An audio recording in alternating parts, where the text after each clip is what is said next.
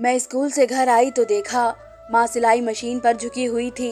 दुल्हन वाला लाल जोड़ा जिसे तकरीबन आधा वह सिलाई कर चुकी थी, यकीनन शाम तक पूरा सिल कर तैयार हो ही जाना था। और फिर मैं जानती थी वह जोड़ा आज बुटीक वालों के यहाँ नहीं पहुँचाएगी, बल्कि आज रात पहले वह खुद इस जोड़े को पहनेगी। ऐसा सिर्फ आज ही नहीं होने वाला था, बल्कि पिछले 3 महीनों से लगातार होता आ रहा था। फिर जैसे ही शाम हुई, माँ ने अपना काम पूरा कर लिया।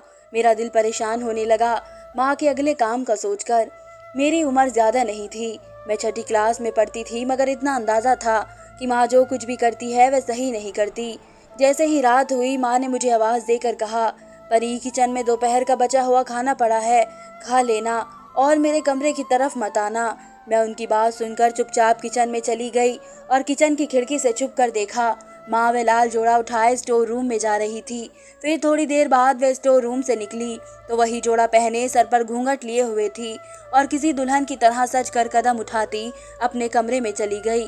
काफी देर बाद मैं किचन से निकल आई और दबे पाँव उनके कमरे की तरफ बढ़ी। दरवाजे से कान लगाकर सुना, अंदर से उनके रोने की आवाज़ आ रही थी। मैं दिल पर हाथ रख के खड़ी थी कि अचानक मुझे एक ख्याल आया कि क्यों ना किसी तरह छुपकर देखने की कोशिश की जाए।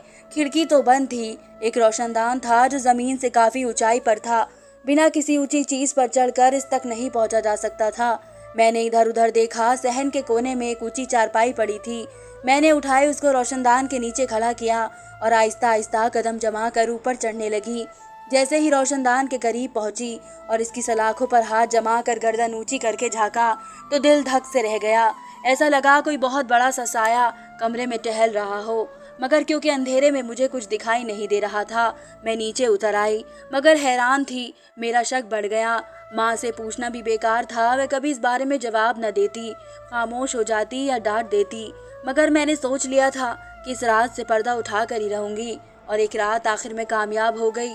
दरअसल माँ ने कपड़े सीने वाला काम 3 महीने पहले बाबा की मौत के बाद शुरू किया था। बाबा की मौत एक रोड एक्सीडेंट में हुई थी। जब हमें खबर मिली तो मैं रो रो कर निढाल हो गई, मगर अजीब बात यह थी कि माँ की आंख से आंसू का एक कतरा तक गिरते नहीं देखा। वह गुमसुम जरूर हुई थी, मगर ना तो उनकी आंख से आंसू टपका, ना उन्होंने मुंह से किसी दुख का इजहार किया। बाबा की लाश जब लाई गई तब भी वह फासले पर खड़े हुए देखती रही थी। ना वह अर्थी के करीब गई और ना उसे हाथ लगाया, जैसे वह उनका पति ना हो, कोई गैर हो। सब बातें मोहल्ले वालों ने भी नोटिस की थी। कई लोगों ने दबे दबे लफ्जों में बातें भी की, मगर माँ ने किसी किस्म का कोई रिएक्शन न दिया, यूं जैसे उन्हें लोगों की बातों से कोई मतलब ही ना हो। और तो और जब बाबा की 13वीं के बाद एक दिन बातों बातों में मैंने भी उनसे पूछ लिया कि माँ, आपको बाबा की मौत का दुख नहीं हुआ क्या, तो कुछ देर तो वह चुपचाप बैठी रही थी, बिना जवाब दिए अपने कमरे में चली गई। उनके इसी रिएक्शन से मैंने अंदाज़ा लगा लिया कि वाकई उन्हें बाबा की मौत का दुख नहीं हुआ होगा। शायद बाबा से उनकी ज़बरदस्ती शादी की गई होगी, वह उन्हें पसंद नहीं होगी। मेरे दिमाग में सिर्फ यही सोचें आ रही थी। मैंने उन्हें कभी बाबा के साथ ज़्यादा बातचीत करते नहीं देखा। वह दोनों एक दूसरे से बहुत दूर दूर अजनबी की तरह रहते थे। मैंने जब होश संभाला तो सिर्फ माँ को ही पापा से हमेशा अलग रहते हुए देखा। सालों बाद आते वह भी चंद दिनों के लिए सिर्फ मेरे साथ ही वक्त गुजारते। मैं उन दोनों को कभी आपस में हंसते बोलते नहीं देखती। मुझे बहुत अजीब लगता जब मोहल्ले के दूसरे बच्चों के माँ बाप को आपस में बातें करते देखती, तो मेरा दिल करता काश मेरे माँ बाप भी आपस में इसी तरह रहते। मगर मेरी यह ख्वाहिश कभी पूरी नहीं हो सकी। बाबा के मरने के बाद माँ ने कोई रस्में भी नहीं की, ना ही माँ ने विधवा का लिबास पहना, और मोहल्ले वालों ने बहुत बातें की, मगर माँ ने परवाह न की। वह बुटीक से बनाए ड्रेस लेकर आती और उन्हें सिलाई करके वापस कर देती, जिसके पैसों से घर का खर्च चलता था। मेरे स्कूल की फीस भी दी जाती थी। एक दिन मैं स्कूल से वापस आई तो माँ चारपाई पर लेटी हुई थी और कुछ बड़बड़ा रही थी। मैं करीब जाकर उनसे पूछने लगी कि माँ, क्या हुआ, तो उन्होंने मेरी तरफ देखा और बड़बड़ाना बंद किया। यूं लगता था जैसे वे किसी और दुनिया में पहुंची हुई हो, जहां उनको मेरी आवाज़ सुनाई न दे रही हो। मगर फिर कुछ देर बाद वे चौंक गई और मुझसे नॉर्मल अंदाज में बात करने लगी। मैंने जब उनसे पूछा कि आप ऐसे क्यों बड़बड़ा रही थी, तो हैरत की बात थी कि उन्हें कुछ याद नहीं था। फिर वह कोई अजीब सी हरकत करती और फिर जब मैं उनसे इस बारे में बात करती तो वह आगे से हैरानगी का इजहार करती कि उन्हें तो कुछ याद नहीं होता था। मुझे बड़ा ताज्जुब होता था, वैसे वह नॉर्मल ही रहती थी, मगर कभी कभार वो इस तरह की अजीब हरकतें करती तो अब नॉर्मल लगती।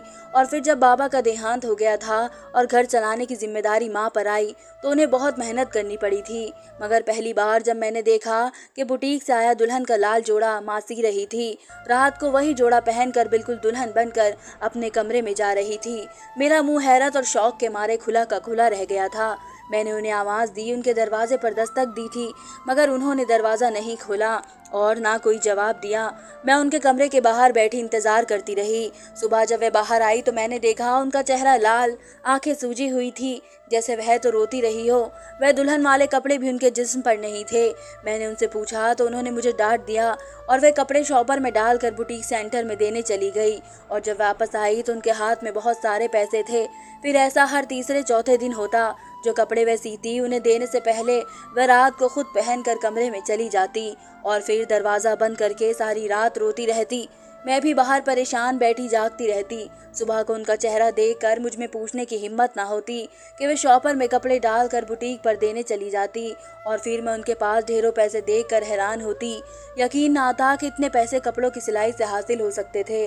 उन पैसों से माँ घर के लिए कीमती सामान लेने लगी और फिर करते करते 6 महीने में हम अच्छे खासे अमीर हो गए। माँ ने अपना बुटीक सेंटर खोल लिया, काम करने के लिए लड़कियां रख ली। अब मैं रोज रात को देखती माँ अपने बुटीक से दुल्हन वाला ड्रेस निकालती और पहनकर अपने कमरे में चली जाती। मैं बाहर शक में गिरफ्तार रहती और इधर उधर चक्कर काटती।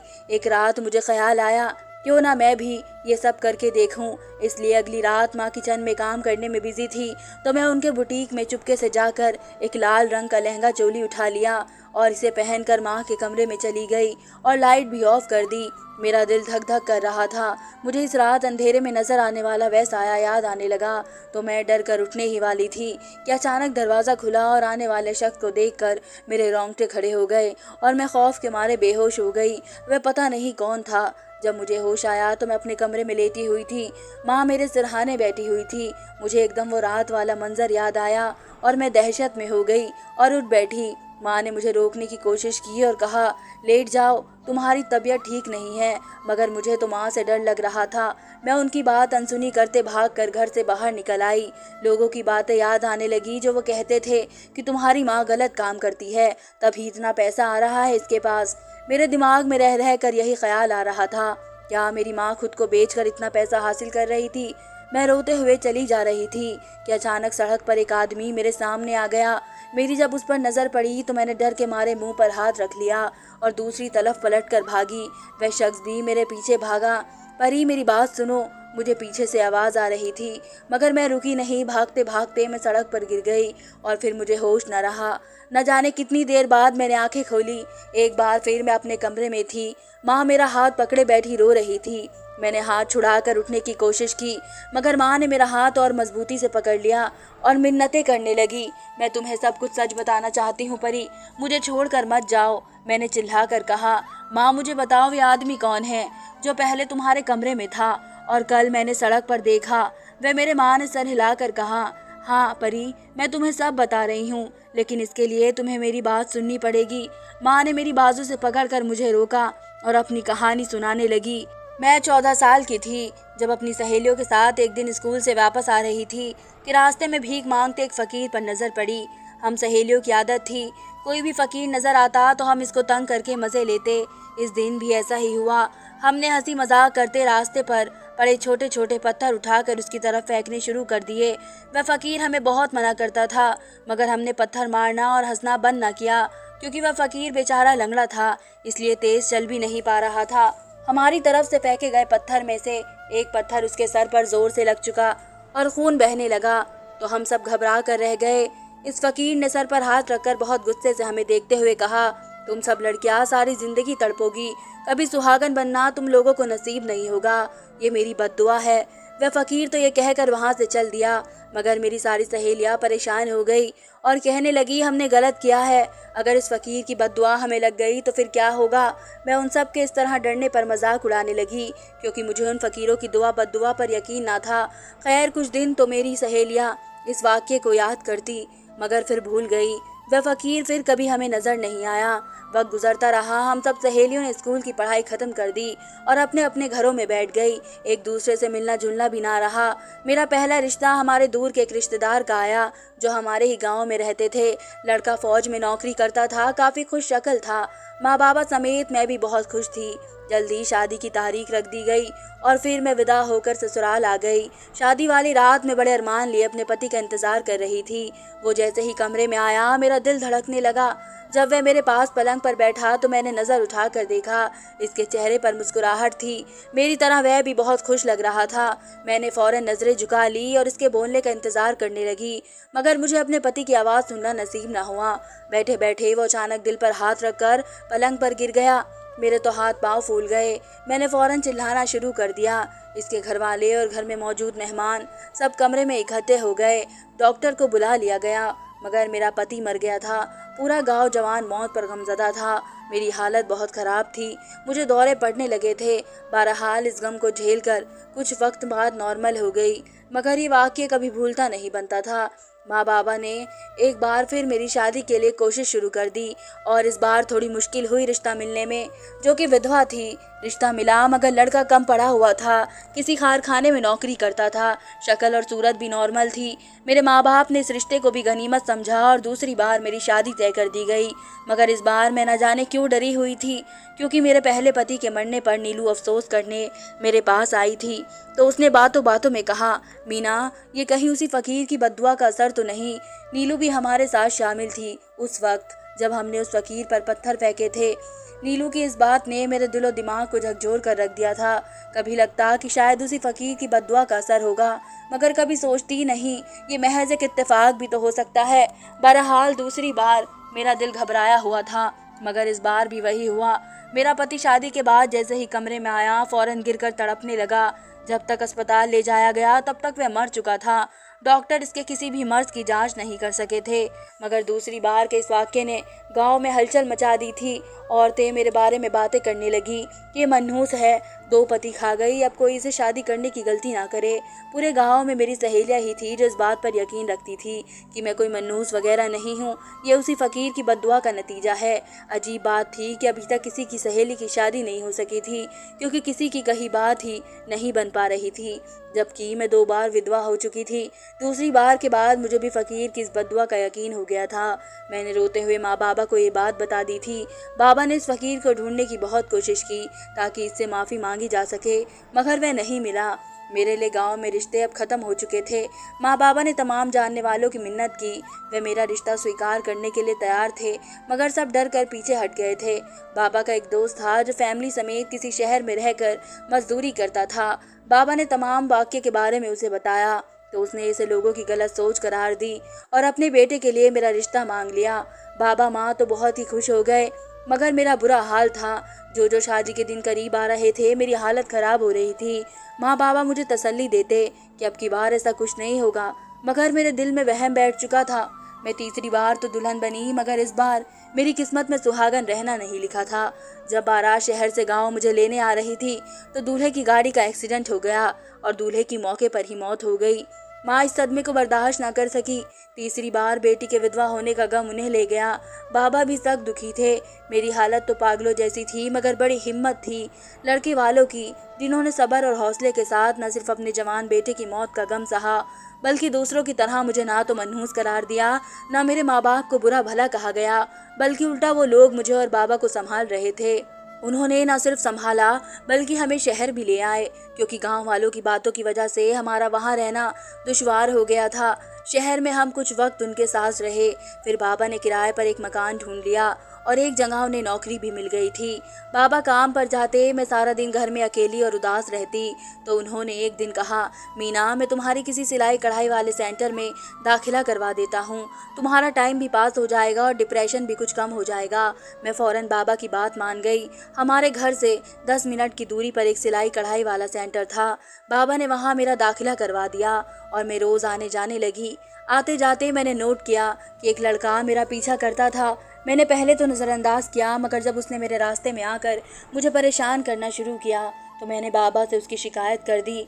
बाबा इस लड़के को जांचने के इरादे से उसके पास गए तो उसने बाबा से कहा कि कि मैं आपकी बेटी से शादी करना चाहता हूँ। बाबा ने घर आकर मुझे बताया। मैं सुनकर परेशान हो गई। एक और ज़िंदगी अपनी वजह से दांव पर नहीं लगा सकती थी, इसलिए बाबा की इजाज़त से मैं इस लड़के से मिली और इसको शुरू से लेकर आखिरी तक सब बताया। मगर मेरी हैरत का कोई जवाब न रहा जब सब कुछ सुनने के बावजूद भी उसने कहा कि वह मुझसे शादी करना चाहता है। मैंने और बाबा ने उसे समझाने की बहुत कोशिश की, मगर वह लड़का अपनी जिद से पीछे हटने को तैयार नहीं था। इसलिए मुझसे मिन्नतें की, अगर मैं शादी पर राजी नहीं हूँ तो पहले सिर्फ मंगनी करके देख लो। इसके मुताबिक ये मेरा वहम और लोगों की गलतफहमी थी कि जो भी मुझसे शादी करता वह फिर मर जाता। वह इस वहम से मुझे आज़ाद कराना चाहता था। इसकी लगातार की मिन्नतों से तंग आकर मैं मंगनी पर राजी हो गई थी, मगर साथ में साफ कह दिया था कि वह मुझसे शादी की उम्मीद न रखे। मैं अपनी वजह से एक और जान नहीं ले सकती। वह मान गया था और फिर हमारी मंगनी हो गई। मैं बहुत डर रही थी, मगर मंगनी के बाद कुछ ना हुआ। वह लड़का जो मेरा मंगेतर बन चुका था अब रोज़ाना हमारे घर आने लगा। उसका नाम मोहित था। फैमिली उसकी सिर्फ बड़ा भाई था जो शादीशुदा था, बाकी माँ बाप मर चुके थे। मोहित के भाई भाभी आए थे मंगनी पर। मंगनी के बाद जब इसका आना जाना बढ़ा तो हमारे दरमियाँ बहुत नज़दीकियाँ बढ़ती गई, जो आहिस्ता आहिस्ता मोहब्बत में बदल गई। मैंने बहुत कोशिश की, मगर खुद को मोहित से मोहब्बत करने से ना रोक सकी। हमारी मंगनी को 6 महीने हो चुके थे। उस वक्त मोहित और मैं एक दूसरे के इश्क में गिरफ्तार हो चुके थे। अचानक मोहित ने मुझसे शादी के लिए कहना शुरू कर दिया। उसका कहना था कि मंगनी के बाद जब ऐसा कुछ नहीं हुआ तो शादी के बाद भी कुछ नहीं होगा। ये मेरा सिर्फ वहम है, मगर मैं घबरा रही थी। दिल एक तरफ उसकी मोहब्बत में तड़पता था तो दूसरी तरफ से अपनाने से डरता था। मगर मोहित ने कोशिश करके जब बाबा को भी अपना हमनवा बना लिया तो मेरा दिल भी कुछ कुछ मानने लगा। और फिर एक दिन मैंने उससे शादी की हामी भर ली। इस दिन मोहित बेतहाशा खुश था। मुझे बार बार एक ही बात कहता, मीना, मेरी बहुत ख्वाहिश थी तुम्हें दुल्हन के लाल जोड़े में देखने की। अब मेरी वह ख्वाहिश पूरी होने जा रही है। मैं इसकी दीवानगी भरी बातें सुनकर हंस देती और दिल में दुआ करती, है ऊपर वाले इस बार मेरा सुहाग सलामत रखना। हमारी शादी से एक दिन पहले मुझे गांव से खबर मिली कि मेरी सहेली नीलू और काजल की शादी वाले दिन उनके पति मर गए और दोनों ने खुदकुशी कर ली। इस खबर से मैं चौंक उठी थी और सोचने लगी थी कि ये मैं क्या करने जा रही हूँ। मोहित जैसा इंसान जो मेरा इश्क है, उसे मौत के मुंह में धकेलने जा रही हूँ। मैंने इसी वक्त मोहित से शादी करने से मना कर दिया। मोहित ने मुझे हर तरह से समझाने की कोशिश की, गुस्सा, प्यार, मिन्नतें, सब कुछ किया, मगर मेरी ना हाँ में ना बदली कि वह चौखट पर बैठकर फूट फूट कर रोता रहा और एक ही बात कहता रहा, मेरी बहुत ख्वाहिश है तुम्हें दुल्हन के लाल जोड़े में देखने की। ऊपर वाले के वास्ते ऐसा मत करो। मगर मैंने दिल को पत्थर बनाए रखा। मुझसे मायूस होकर मोहित चला गया और कभी पलट कर नहीं आया। 3 महीनों बाद एक दिन उसका भाई हमारे घर आया और अचानक ये हुआ कि 3 महीने हो गए, मोहित कहीं चला गया है। मुझे और बाबा को बहुत शौक लगा था, मगर हम क्या कर सकते थे। मैं हर दुआ में गिड़गिड़ाकर मोहित की सलामती की दुआ मांगती कि इसे जहाँ भी रखना, खुश रखना। 10 दिन बाद उसका भाई फिर हमारे घर आया।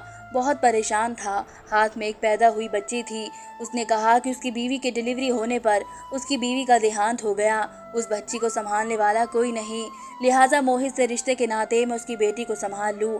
मैंने बच्ची को मोहित के भाई से ले लिया और उसकी परवरिश करने लगी। एक दिन बाबा भी चल बसे। मेरे पास सिर्फ बच्ची थी। मैंने मोहित के भाई से कहा कि वह बच्ची हमेशा के लिए मुझे दे दे, तो उसने कहा, क्या मैं सारी ज़िंदगी बच्ची की केयर टेकर बनकर रह सकती हूँ? तो मैंने फ़ौरन हाँ कर दी थी। यूँ मैं मोहित के घर जाकर रहने लगी। मोहित की भाभी कहीं नौकरी करती थी, लिहाजा वह मोहित के भाई के साथ नहीं बल्कि किराए के मकान पर रहती थी। इस घर कभी नहीं आई थी, जो उसके पति का घर था, जहाँ सिर्फ मोहित रहता था। पहले मोहित के भाई ने मोहल्ले में मुझे अपनी बीवी की हैसियत से मिलवाया था, वरना अगर लोगों को हकीकत मालूम हो जाती तो कोई मुझे वहाँ ना रहने देता। मोहित का भाई अपनी बेटी को मेरे हवाले करके कमाने के लिए चला गया, जहाँ से वह सालों बाद कभी कभार अपनी बेटी से मिलने आता। एक दिन मोहित के भाई के मरने की खबर मिली। मुझे उसके मरने का अफसोस तो हुआ, मगर इससे ज़्यादा फिक्र थी अब मैं खुद को और उसकी बेटी को कैसे पालूंगी। मगर सिलाई कढ़ाई तो मुझे आती थी, इसलिए यही काम शुरू कर दिया। क्योंकि मोहित के भाई की बीवी नहीं थी, लिहाजा उसके मरने के बाद इसलिए मैंने सारी रस्में भी नहीं की। मैं हमेशा दिन को घर के काम करती, बच्ची संभालती, रात की तन्हाई में मोहित को याद करके रोती, इसके आने की दुआएं मांगती। मैं रोती भी मैं रहती भी इसी कमरे में थी जो मोहित का था। एक रात गर्मी की वजह से मैं कमरे से बाहर सोई।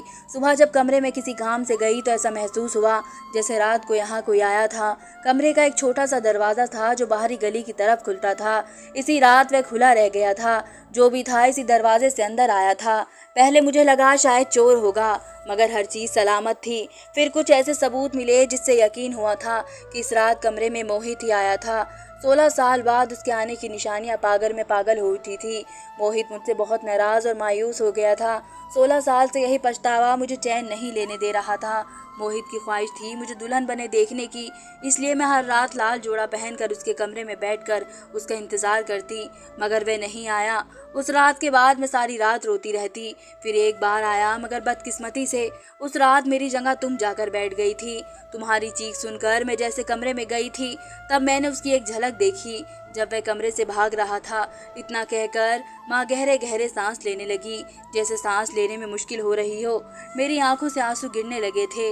माँ की दर्द भरी कहानी सुनकर मैंने रोते हुए पूछा, माँ वे बच्ची मैं ही हूँ ना जिसको आपने पाला था? माँ ने रोते हुए मुझे गले लगा लिया और चूमने लगी।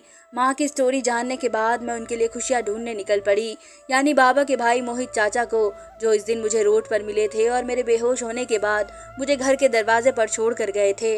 मैं उन्हें ढूंढने निकल पड़ी। कुछ दिनों बाद मुझे वे एक मज़ार के बाहर बैठे हुए मिले, जिन्होंने 16 साल से माँ की मोहब्बत में दीवाने होकर फ़कीर बनकर गुजार रहे थे। बड़ी मिन्नतें करके उन्हें बुलाने पर राज़ी हुए थे। फिर कुछ वक्त लगा उन्हें माँ से शादी के लिए मनाने पर। माँ तो पहले से ही राज़ी थी। जिस दिन दोनों की शादी हुई, माँ को बिना किसी डर के मैंने मुस्कुराते देखा, और फिर वह वहम जो भी था ये वही दफन होकर रह गया था। माँ से शादी की मोहित चाचा को 6 महीने हो गए थे और वे बिल्कुल जिंदा और सही सलामत थे। एक दिन वे माँ के साथ सहन में बैठे बातें कर रहे थे कि ख्याल आने पर मैंने उनके पास जाकर पूछा, बाबा एक बात तो बताए। माँ से शादी के बाद मैं उन्हें बाबा ही कहती थी। क्या माँ को पैसे आप ही भेजते थे? उन्होंने मुस्कुरा कर सर हिला दिया और कहा, 16 साल फ़कीर बनकर बहुत सारा पैसा जमा कर लिया था।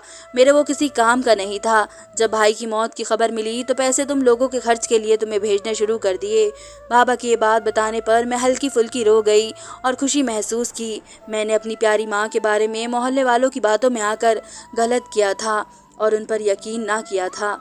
धन्यवाद दोस्तों। उम्मीद करती हूँ आप सबको मेरी ये कहानी पसंद आएगी।